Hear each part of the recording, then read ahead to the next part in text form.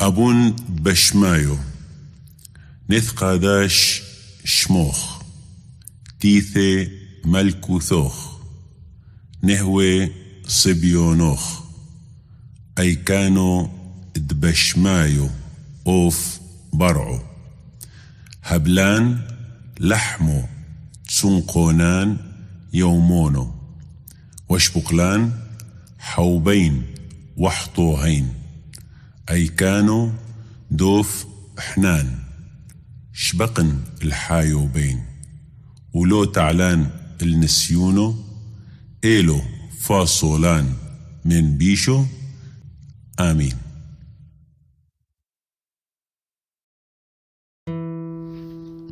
Así es como Jesús nos regaló esta oración, siendo la oración cristiana fundamental, la que todos nos sabemos, grandes y chicos, la que rezamos en la casa, en el colegio, en el hospital, en la misa.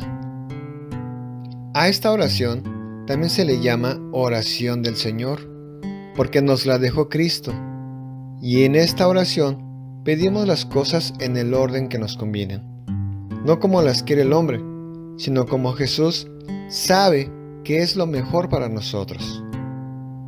A través del Padre Nuestro, vamos a hablar con nuestro Padre Dios. Se trata de vivir las palabras en esta oración, no solo repetirlas sin fijarnos en lo que estamos diciendo. El Padre Nuestro está formado por un saludo y 7 peticiones.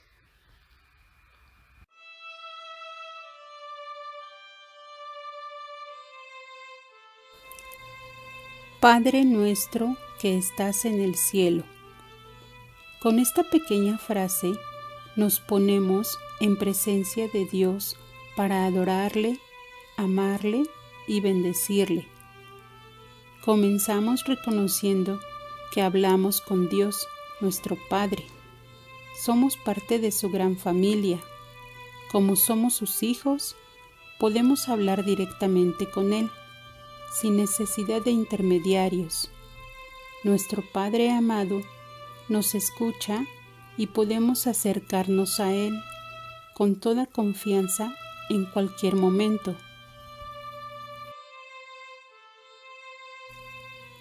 Padre. Al decirle Padre, nosotros nos reconocemos como hijos suyos y tenemos el deseo y el compromiso de portarnos como hijos de Dios, tratar de parecernos a Él. Confiamos en Dios porque es nuestro Padre. Padre nuestro. Al decir Padre nuestro, reconocemos todas las promesas de amor de Dios hacia nosotros. Dios ha querido ser nuestro Padre, y Él es un Padre bueno, fiel y que nos ama muchísimo. Padre nuestro, porque es mío, de Jesús y de todos los cristianos. Que estás en el cielo. El cielo no es un lugar, sino una manera de estar.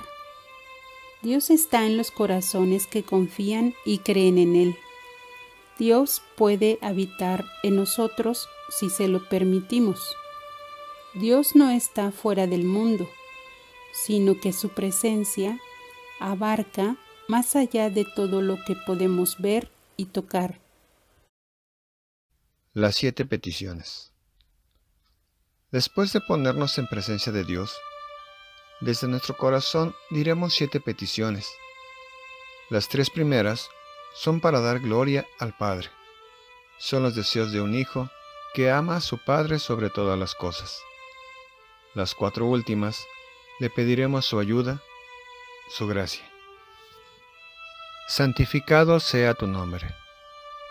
En esta frase encontramos 2 palabras que tienen que ver con la esencia misma de Dios, su santidad y su nombre. ¿Por qué decimos en el Padre Nuestro, santificado sea tu nombre? Estas dos palabras que se encuentran casi al inicio del Padre Nuestro son para que sepamos a quién le estamos hablando en nuestra oración. Es decir, nos revelan algo, aunque sea un poco, de la identidad divina.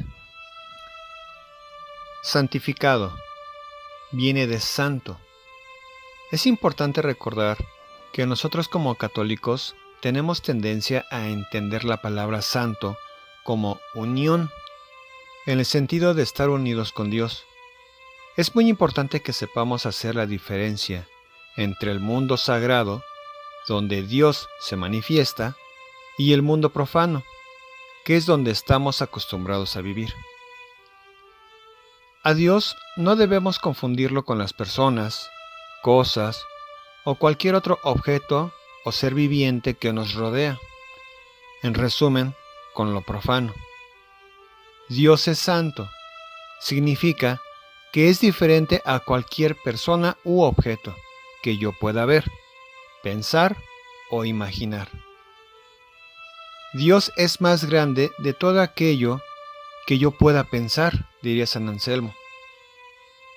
Separación en este sentido no significa que Dios sea indiferente o alejado de los hombres, sino que es especial, único, diferente. Él es el Creador y yo tan solo una de sus innumerables criaturas. Una de las grandes tentaciones del ser humano es querernos igualar con Dios, quererlo hacer a nuestra semejanza. Recordemos que la serpiente le dijo a Adán y a Eva: ustedes serán como dioses. Grave error. Al inicio del Padre Nuestro es recordar que estamos hablando no con una criatura semejante a nosotros, sino con el Creador de todo cuanto existe. La primera búsqueda de santidad consiste en reconocer esta separación constitutiva entre Dios Padre y yo. Decir que el nombre de Dios es santo es decir que no se confunde con ningún otro nombre profano que podamos mencionar, ya que Él es único.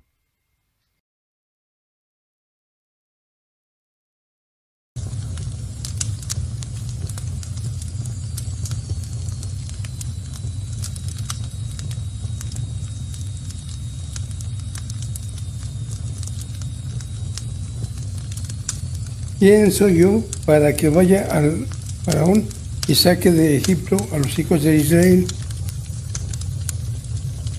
Ve, porque yo estaré contigo, y esto te será por señal de que yo te he enviado. Cuando hayas sacado de Egipto al pueblo, servirás a Dios sobre este monte. He aquí que llego yo a los hijos de Israel y les digo: el Dios de vuestros padres me ha enviado a ustedes. Si ellos me preguntan cuál es su nombre, ¿qué les responderé?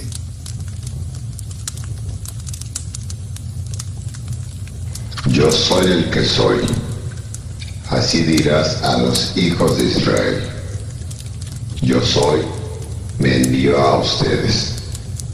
Así dirás a los hijos de Israel: el Dios de vuestros padres, el Dios de Abraham, el Dios de Isaac y Dios de Jacob, me ha enviado a ustedes. Este es mi nombre para siempre. Con él se me recordará por todos los siglos.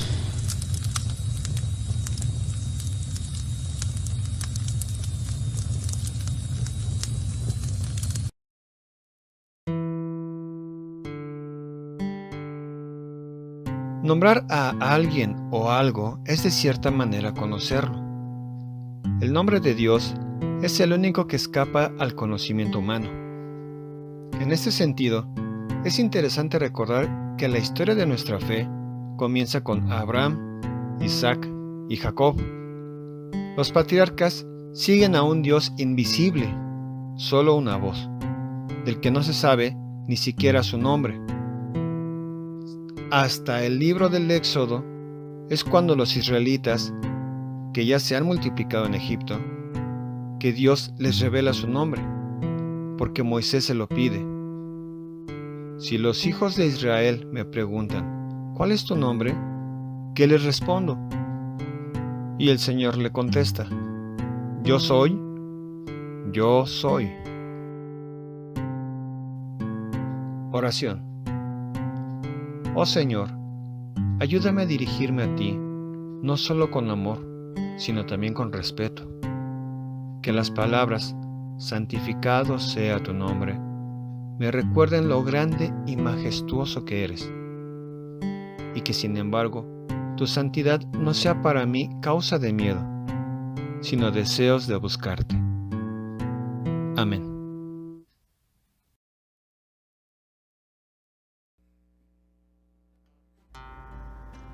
Al poner atención en la segunda invocación del Padre Nuestro, que dice, venga a nosotros tu reino, Jesús, ya desde el comienzo de su misión, anunciaba la llegada del reino y animaba a la gente a convertirse para acoger en sus vidas la buena noticia de la salvación.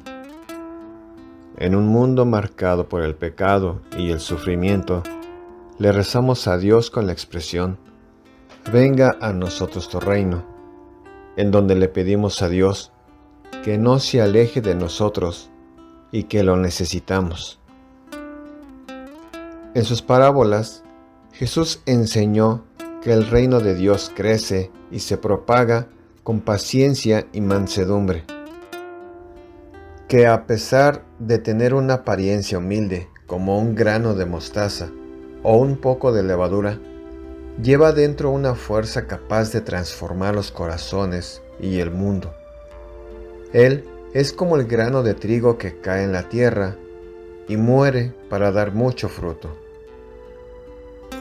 Así, cuando decimos en el Padre Nuestro, venga a nosotros tu reino, nuestro corazón se llena de luz con la esperanza de Cristo que viene a nuestro encuentro.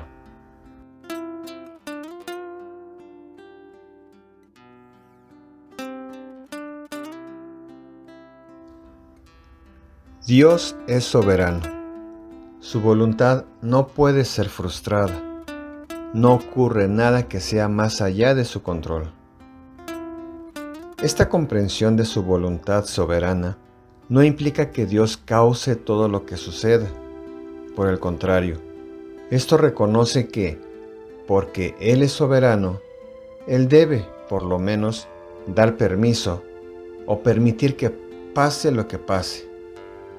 Este aspecto de la voluntad de Dios reconoce que aun cuando Dios permite pasivamente que las cosas sucedan, Él debe elegir permitirlas, porque siempre tiene el poder y el derecho a intervenir.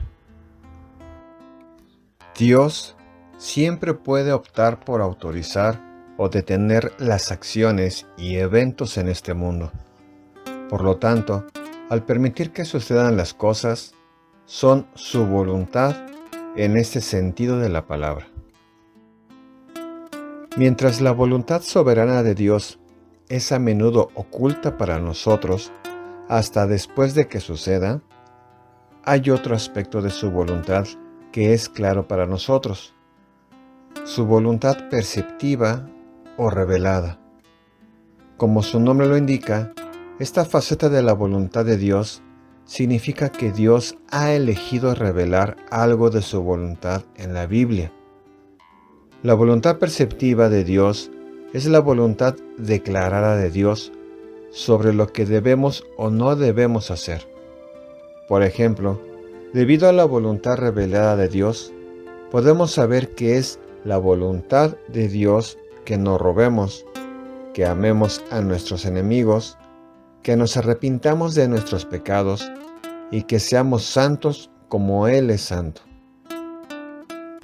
Esta expresión de la voluntad de Dios se manifiesta tanto en su palabra como en nuestra conciencia, a través de las cuales Dios ha escrito su ley moral en los corazones de todos los hombres.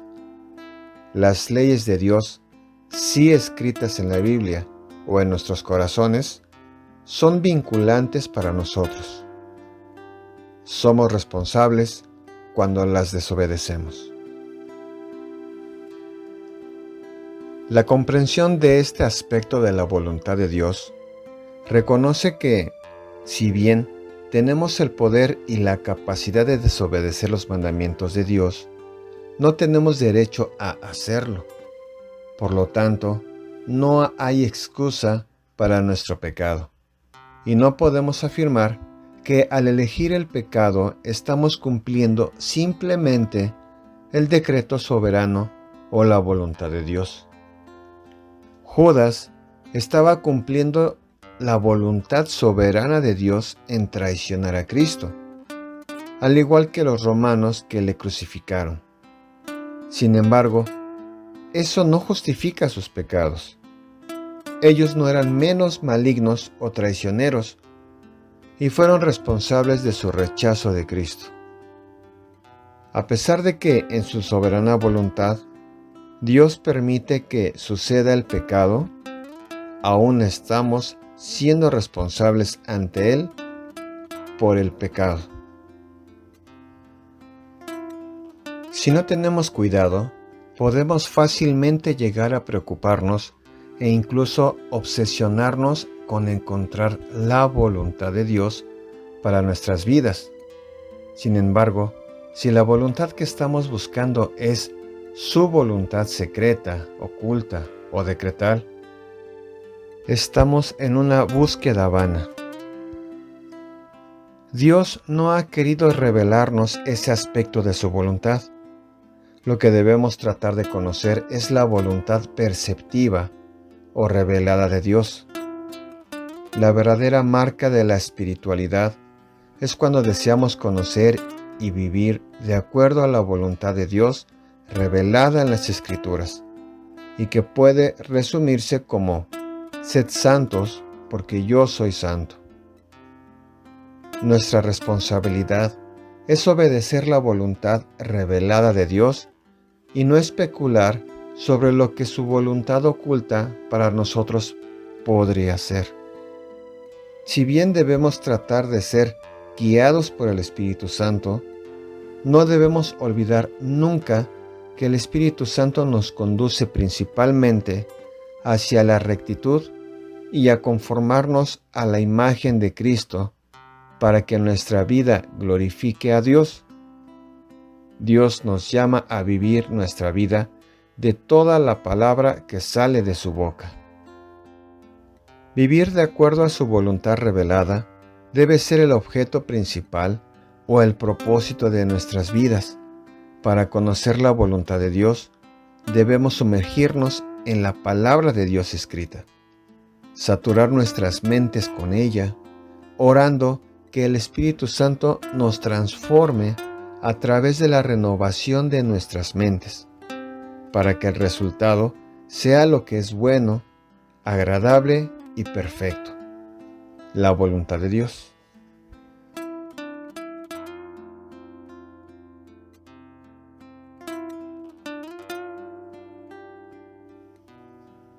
Jesús nos enseña a acudir al Padre como mendigos que se reconocen necesitados de ayuda. El autosuficiente cree bastarse a sí mismo. El humilde, en cambio, reconoce su indigencia, sabe que no puede solo y acude a Dios Padre para pedir que satisfaga sus necesidades básicas, con la confianza de que Dios Padre no dará una piedra al hijo que le pide pan. Al rezar el Padre Nuestro, nos acercamos a Dios con actitud humilde de mendigos.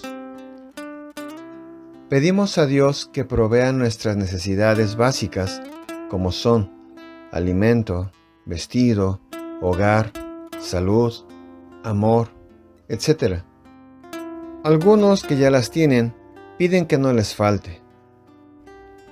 Otros no tienen ni lo más elemental, viven al día. Muchas personas que viven en provincia dependen de la lluvia y el sol, de las personas caritativas, de las ventas de cada día, de si les contratarán en esa jornada o no. viven pendientes del Señor con la certeza de que Dios proveerá. Yo soy el pan vivo que ha bajado del cielo. Quien coma de este pan vivirá para siempre. El pan que yo les daré es mi carne para la vida del mundo. Mi Padre os da el verdadero pan del cielo. Por tanto, pidiendo el pan de cada día, pedimos vivir enteramente en Cristo y recibir nuestra individualidad de su cuerpo. Si en tu colonia o ciudad hay misa diaria, ve por tu pan cotidiano, Cristo Eucaristía. Si no, ojalá al menos haya un sagrario con el Santísimo Sacramento para que vayas a alimentarte de su compañía. La Eucaristía es el pan de vida, el que da fuerza en el camino al cielo, el que sostiene en las responsabilidades y el sufrimiento, el buen vino que alegra la vida y es descanso en la fatiga. El pan de la palabra divina es el alimento invisible del Espíritu. Pedimos un corazón abierto, capaz de escuchar la palabra de Dios. Pedimos que Dios nos dirija su palabra, que nos diga lo que espera de nosotros, que escuchemos cuál es su voluntad para agradarle. Los silencios de Dios son muy dolorosos, a veces terribles. Danos, Señor, el pan de tu palabra. Para recibir este pan, hemos de ponernos a tiro, es decir, hemos de entrar en contacto con la palabra de Dios a través de la liturgia, la Santa Misa, la liturgia de las horas, o la lectura personal de un pasaje de la Sagrada Escritura, para que Dios nos hable a cada uno de nosotros, actualizando y personalizando su palabra de acuerdo con nuestras necesidades y circunstancias personales.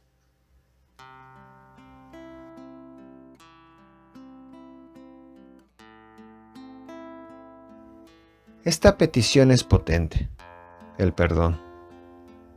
¿Para qué buscas el perdón de Dios? ¿Qué es lo que buscas cuando vas a pedir el perdón de Dios? Pedimos que aquello que nos separa de Dios sea aniquilado. El mal es la ausencia del bien. Por tanto, pedimos que todo aquello que nos divide se termine, se aniquile, se borre, y Dios vuelva a estar en nuestro corazón. Cuando vamos a la confesión, le estamos diciendo al Señor: quiero vivir en tu corazón. Que nada me separe de ti, y todo aquello que me separa, elimínalo. No solo buscamos consuelo, fortaleza, sino sobre todo consolar el corazón de Cristo, que nada nos separe de Él. Lo que quiero de verdad es tenerte a ti. ¿Cómo vives tú la confesión? ¿Qué es lo que más desea tu corazón cuando te confiesas? Y en la frase, como nosotros perdonamos a los que nos ofenden. Jesús nos pide que seamos su imagen, y por tanto, igual que Él nos perdona, nosotros también tenemos que ser capaces de perdonar, de llevar la misericordia de Dios a todos, incluso a aquellos que parece imposible perdonar. Acoger el perdón y ofrecerlo es lo que más nos asemeja a Dios. Nos pide que amemos como Él. ¿Cuántas veces nos dice en el Evangelio que amemos, que perdonemos? Un mandamiento nuevo os doy, que os améis los unos a los otros, como yo os he amado. Así también os améis unos a los otros. En esto conocerán todos que sois mis discípulos, si os tenéis amor los unos a los otros. Anda, reconcíliate primero con tu hermano, y entonces ven y presenta tu ofrenda. Es muy calificadora la parábola del deudor que no perdona. Si no tomamos la iniciativa del perdón, somos incapaces de amar bien y hasta el final.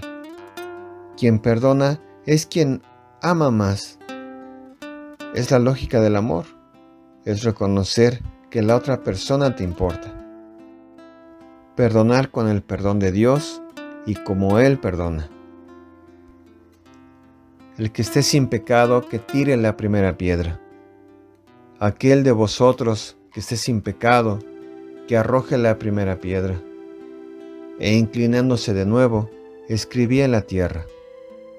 Ellos, al oír estas palabras, se iban retirando uno tras otro, comenzando por los más viejos, y se quedó solo Jesús con la mujer. Incorporándose Jesús le dijo: Mujer, ¿dónde están? Nadie te ha condenado. Ella respondió: Nadie, Señor. Jesús le dijo: Tampoco yo te condeno. Vete y en adelante no peques más. Señor, ¿cuántas veces debo perdonar a alguien que peque contra mí? ¿7? No 7 veces, respondió Jesús, sino 70 veces 7. Padre, perdónales, porque no saben lo que hacen. ¿Cómo perdonas tú? ¿Hasta dónde perdonas? El día que no perdones, no amarás.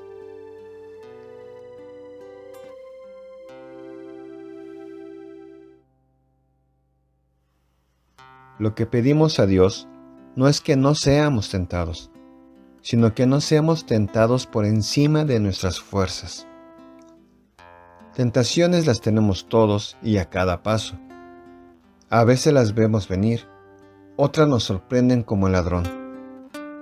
A veces son declaradas, otras como lobos con piel de oveja.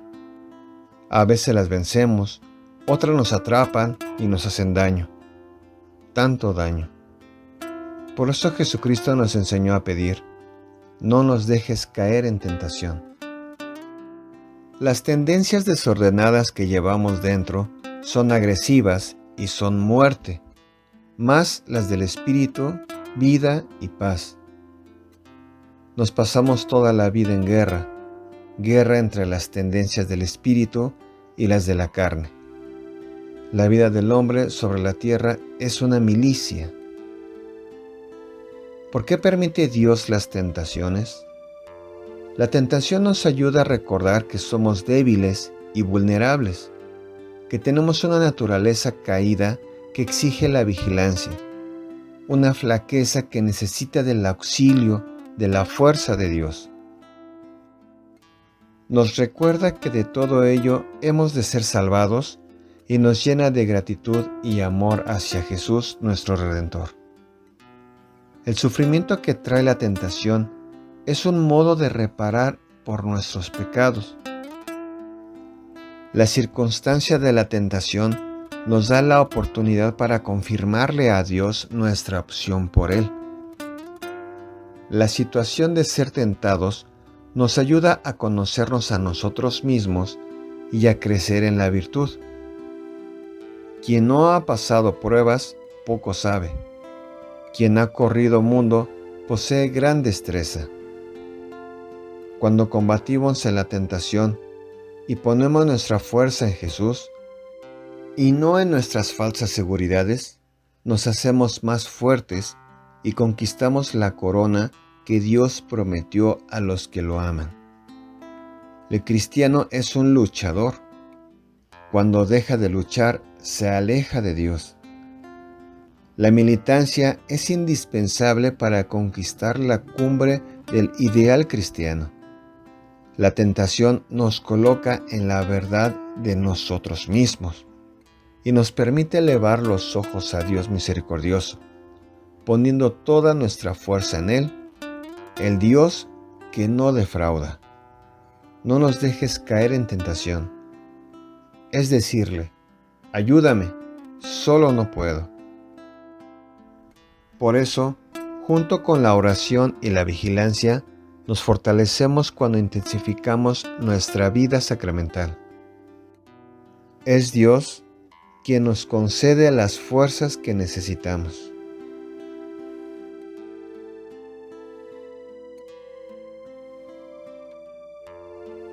Al pedir ser liberados del maligno, oramos igualmente para ser liberados de todos los males, presentes, pasados y futuros, de los que el maligno es autor o instigador.